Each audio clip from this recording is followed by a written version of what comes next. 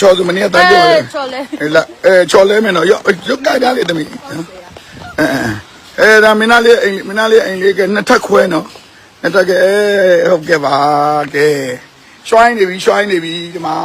နော်အဲ့တော့ဒါလေးကိုချစ်ကြတဲ့ပရိသတ်တွေကနေရစုတွေချတဲ့ငွေနဲ့ဝယ်ထားတာပါမင်္ဂလာပါရှင်ဗီဒီယိုလေးတွေကိုအစင်မပြတ်တင်ပေးသွားမှာမို့ရွေရရှင်မြန်မာ YouTube Channel လေးကို Subscribe လုပ်ပေးသွားပါအောင်ရှင်နော်အခုဒီမှာဆိုရင်ဒါလေးကရှေ့မှာဆိုရင်ဘာရှိလဲဆိုတော့ကားထားလို့ရတယ်ဒါကားထားလို့ရတဲ့ပရဝုံလေးပေါ့နော်ဒါကားထားလို့ရတဲ့ပရဝုံလေးပါကားထားလဲဒီမှာတော့အမိုးလေးလည်းပါပြီးသားအမလေးဆရာကရှာရတာဆရာကြွားဦးမယ်ဆရာရှာဝယ်ပေးတာဆရာရှာနော်ဆရာကရှာတာပထမကြည့်တယ်ကြိုက်ဘူးပထမကြည့်တယ်မကြိုက်ဘူးနော်အခုရန်ကုန်မှာပါနော်ရန်ကုန်တောင်တကုံမှာပါနော်ချမ်းမုတ်အိမ်မှာဝယ်ထားတာပါအိမ်ရောချမ်းဝယ်ထားတယ်ရန်ကုန်မှာပါရန်ကုန်ကျွန်တော်ရဲ့လင်္ကာဒီပါရဲ့ဟိုဘက်လမ်းမှာပါကျွန်တော်နဲ့ကပ်ရပါပဲနော်ကျွန်တော်လင်္ကာဒီပါကျွန်တော်နဲ့ကပ်ရပါပဲနော်ဆရာရဲ့ကြီးဆိုင်တဲ့စပိတ်ထောင်းနေတော့ဖိမှာပေါ့ထောင်းနေဖိမှာပေါ့နော်နာကဲပြမယ်ဒါလေးပြမယ်ဒီမှာဒီလေးကဘာလေးလဲအိမ်လေးကဘာလေးလဲမကြမ်းဒါကားထားလို့ရတယ်ကားနှစ်စီးထားလို့ရတယ်အပြင်မှာဒီမှာကြီးအပြင်မှာလည်းရှိတယ်ဟိုကားလမ်းမရောက်ခင်ကိုကားလမ်းမအကျဲမနော်လမ်းမအကျဲဖြစ်တဲ့ကြောင့်မို့အပြင်မှာလည်းနောက်ထပ်ကားနှစ်စီးထားလို့ရတယ်အပြင်မှာလည်းကားနှစ်စီးထားလို့ရတယ်နော်ဒီနေရာလေးကိုကြည့်နော်ဒီလိုလဲလုံခြုံရေးတကားရှိတယ်ပြီးတဲ့အခါကျတော့ဟောကျိုးပြူရည်လည်းရှိတယ်အဝေးစီတွင်းရည်လည်းရှိတယ်ကျိုးပြူရည်လည်းရှိတယ်အဝေးစီတွင်းရည်လည်းရှိတယ်ကျိုးပြူရည်လည်းရှိတယ်အဝေးစီတွင်းရည်လည်းရှိတယ်နော်ကဲအကောင်လုံး live တွေပြန်ရိုက်နေပြီဟောဒီမှာရွှိုင်းနေပြီ share ရွှိုင်းမှာဆရာကတော့ရွှေတွေကိုပြစ်ချင်တာနော်အခုဘာတွေလုပ်နေလဲအဲ့ဒါတွေကနော်ကဲနေအခန်းလေးကိုဖြတ်ပြီးတော့အခန်းကိုဖြတ်ပြီးတော့အခန်းလုံးနေတာဆရာရွှေတွေကိုချင်တာဘယ်လိုလုပ်မလဲရွှေတွေကိုချင်တာနော်အခန်းကိုရွှေကိုထားချင်တာပါဒီမှာအဲကွန်ပါပြီးသားမအားလုံးပြမယ်အဲကွန်နေပါပြီးသားအဲကွန်နေလည်းပါပြီးသားနော်ဒါဆရာရှာတာနှစ်ထပ်ခွဲပါဆရာရှာပြီးတာနော်ဆရာနဲ့ဟိုဘက်လမ်းဒီဘက်လမ်းပဲဆရာရှာပြီးတာဟောဒီမှာအမလီမန္တလေးမှာရောလားမန္တလေးမှာတချမ်းဝယ်ထားတယ်အဲ့ဒါစောက်အောင်မှာနော်ဒီမှာကြည့်ဒါလေးကြည့်ဒီမှာ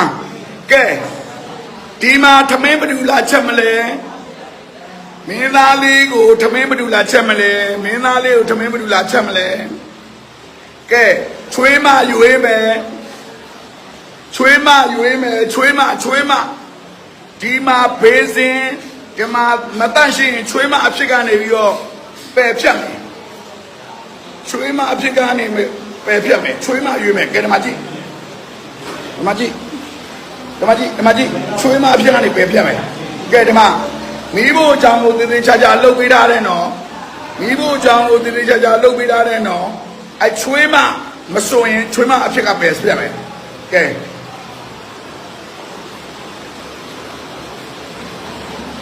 ဘယ်မျိုးလဲဆိုရန်ကုန်တောင်တကုံမှာဝယ်ထားတာပါကျွန်တော်နဲ့ဟိုဘက်လမ်းဒီဘက်လမ်းမှာ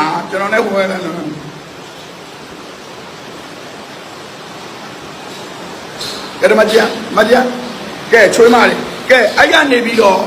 ဒါထမင်းချက်တဲ့ခန်းတော့ထမင်းချက်တဲ့အနောက်မှာကြည်သားဟောအနောက်မှာအပိုးရှိသေးတယ်ဗျာကဲအပိုးရှိသေးတယ်ဗျာအနောက်မှာကဲဘယ်လောက်မိုင်လဲကဲအပိုးရှိသေးတယ်ဗျာအနောက်မှာကဲဒီအနောက်မှာအပိုးရှိသေးတယ်ကဲဒါလေးတွေဒီနေရာလေးတွေမှာအဝတ်တွေလမ်းမယ်ချွေးမတွေဒီနေရာမှာကဲချွေးမလုံးမဲ့လူတွေဒီနေရာမှာအဝတ်လမ်းမယ်နော်နေရာတွေမလွဲစေနဲ့ဒီနေရာမှာအဝတ်လျှော်ပြီးရင်အဝတ်လမ်းမယ်ဒီနေရာမှာအဝတ်လမ်းမယ်နော်ဒီမှာအပေါ်မှာအမိုးပါတယ်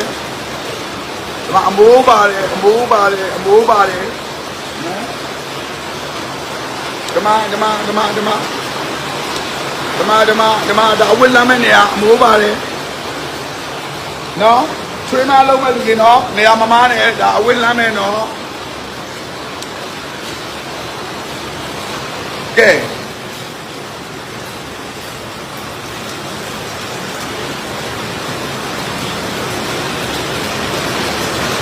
အလား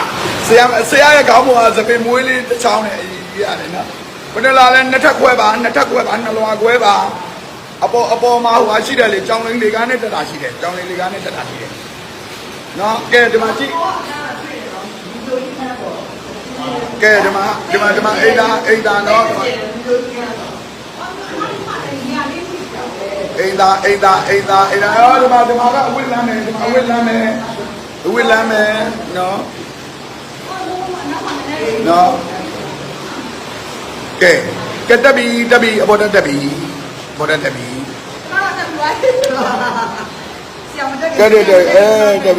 တက်ပြီကဲဝင်နေကိုသွားမယ်ရေဘေးအဲ့မှာနေရေဘေးကိုသွားမယ်ဟိုပတ်စံလာယူတဲ့အဖွဲတွေပါဆိုင်မိုးရဲ့ဖန်လေးတွေဒီမှာရောက်နေပါတယ်အမဂျူဂျူအမဲရုပ်ကြတော့မပြရဘူးတဲ့အဲ့ကတက်ပြီအော်တက်နေပြီအဲ့ဒါပရမတ်ကိုတက်နေပြီပရမတ်ကိုတက်နေပြီတက်ပြီဟောပရမတ်ကိုရောက်ပါပြီဗျာအော်ဒါပရမတ်မှာဆေးတွေရွှိုင်းနေပြီအိမ်တက်လို့ရင်ဖိတ်မှာအိမ်တက်လို့ပဲဟာအပေါ်လေးမျက်နှာကျက်လေးကိုကြည့်လိုက်ဆရာဝယ်ပေးတာဆရာရှာပေးတာနော်တော့ဖျားစင်ထားမယ်ဆရာကိုယ်တိုင်ထုလုပ်ထားတဲ့ကြေးဖျားလေးကိုဒီမှာထားပါမယ်နော်ကဲမင်းသားလေးနေလို့ရပြီမင်းသားလေးတို့တော့မျက်နှာကျက်တွေပြမယ်မျက်နှာကျက်တွေဟောဒီမှာလေကတက်လာပြီဟောလာပြီအရေးကြီးတဲ့နေရာလာပြီတန်ဟိုနေလို့ဟောလေပါလေဟို007လို့လေ007သိတယ်မလားဂျေးစမွန်လို့တီးလုံးနဲ့လာပြီတန်ဟောဒီမှာမာစတာဘရရွန်ထားမယ်အခန်းကဲဒီအခန်းကိုဘယ်သူလာခြင်းလဲကဲဒီမှာမာစတာဘအဲကွန်တက်ပြီးပြီ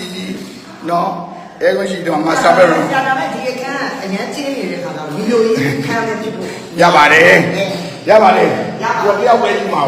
တယောက်ပဲဒီမှာမာစတာဘရရွန်မှာဒီမှာဆရာတလန်းကြော်မဟုတ်ပါဘူးဆရာနဲ့တလန်းကြော်မဟုတ်ဆရာနဲ့ဟိုဘက်ခံဒီဘက်ခံကဲဒီဥစ္စာတော့အိတ်ခတ်မာစတာဘက်ရောမှာ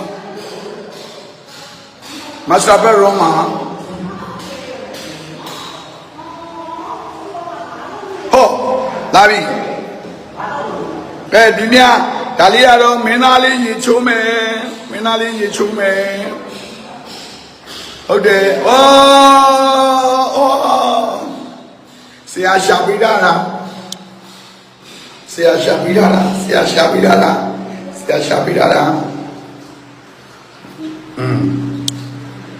အော်ဒါမှရေချိုးတဲ့ခါ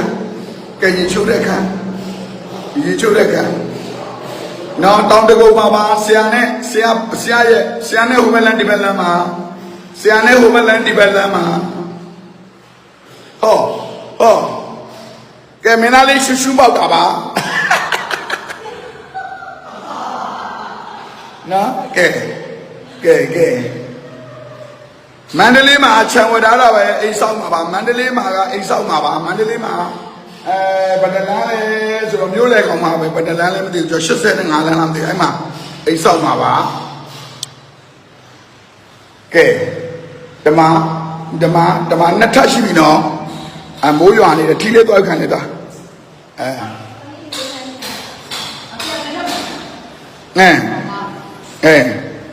မပြင်းစင်နဲ့ရွှိုင်းနေ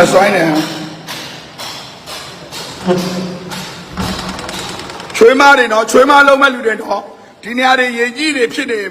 အဲ့ဒါချက်ချင်းအမတ်ရော့မှာနော်ချွေးမလုံးမဲ့လူတွေကိုရေကြီးတွေဒီမှာရေကြီးရှိလို့မရဘူးနော်အခုဒီမှာရေကြီးတခါတည်းပြအောင်လုပ်ပေးမယ်မဟုတ်လေဆရာချွေးမတွေတိုက်ခိုင်းရမှာပေါ့ကဲချွေးမတွေတိုက်ခိုင်းရမယ် ကဲချွေးမတွေတိုက်ခိုင်းရမယ်ဒီမှာရင်းကြီးတွေမတို့လားရင်းကြီးဒီမှာကြောင်းလိန်လေးကတွေ့လားဒါပေါ်တက်လို့ရသေးတယ်တရားကြီး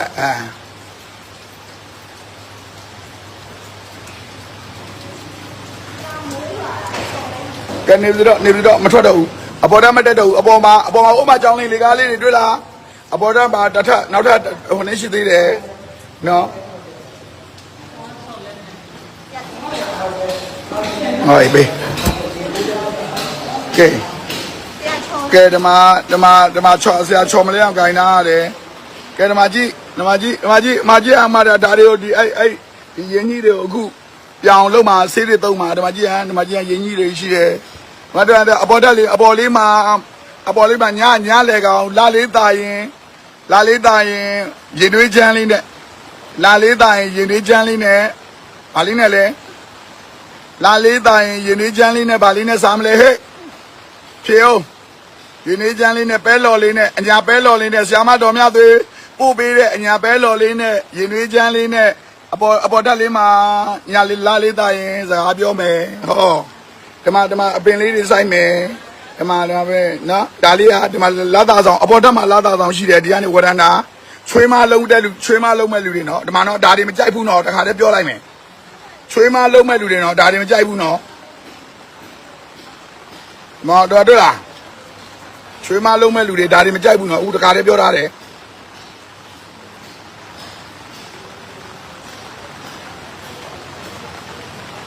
ဟုတ်ကဲ့လက်ဖက်လေးနဲ့ဟုတ်ပြီနော်အခုဆရာကဟိုဘက်လမ်းမှာဟုတ်ကဲ့ဆရာကဟိုဘက်လမ်းမှာပါဆရာကဟိုဘက်လမ်းဒါလမ်းကျဲဆရာလမ်းနဲ့ဟိုမှာလမ်းတွေ့နေရတာဆရာတို့ရှိရဖုန်းကြီးကြောင်းဟိုမှာပြမယ်ဟိုဘက်လမ်းဆရာအလုပ်ရုံဟိုမှာ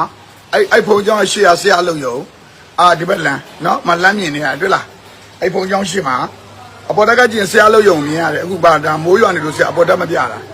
ဆရာအလုပ်ရုံဒီကနေလမ်းမြင်နေရတယ်နော်နော်ဟိုဘက်ဖုန်းကြောင်းရှိရဆရာအလုပ်ရုံဆရာရဓမ္မနော်ဟုတ်ပြီရန်ကုန်မှာအိမ်ရပြီမန္တလေးမှာခြံဝယ်ပြီးအိမ်ဆောက်ပေးပါမယ်အိမ်ဆောက်မယ်နော်မန္တလေးမှာအိမ်ဆောက်ပေးမယ်ပြင်ဦးလွင်မှာပရိသတ်တယောက်ကနေပြီးတော့စိုင်းဘုတ်ကမန္တလေးမှာကချင်းလက်ဆောင်ပေးတာခြံ2ခြံရှိပါတယ်ဆရာတစ်ခြံ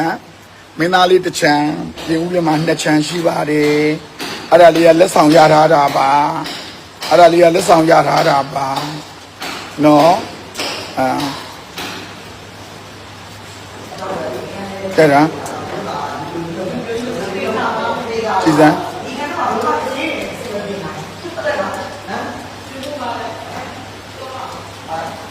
နော်ကဲချွေးမလုံးမဲ့လူတွေချွေးမလုံးမဲ့လူတွေဒီမှာနော်ရင်းကြီးတွေတန်ကြိုက်ဘူးလေကဲ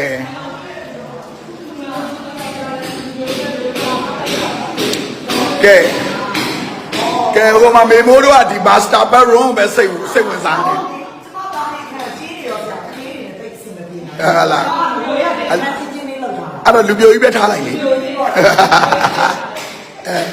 နော်လာမတခွန်းပြောလိုက်အောင်အေးဒီမှာတော့ပတ်စံလာယူတာပါလို့